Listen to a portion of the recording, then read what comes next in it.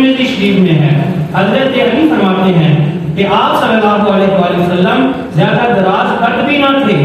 اور نہ ہی کوتاہ، بلکہ آپ میانہ کامر تھے، اور جب آپ کچھ لوگوں کے درمیان یا ان کے ہمراہ چلتے تو آپ ان میں سب سے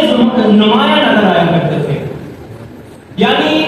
علماء نے لکھا ہے کہ جب رسول اللہ صلی اللہ علیہ وآلہ وسلم لاکھوں کے مجمع میں بھی چل رہے ہوتے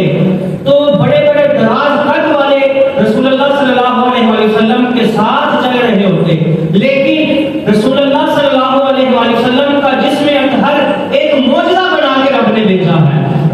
اللہ تعالیٰ نے آپ کے قد میں یہ معجزہ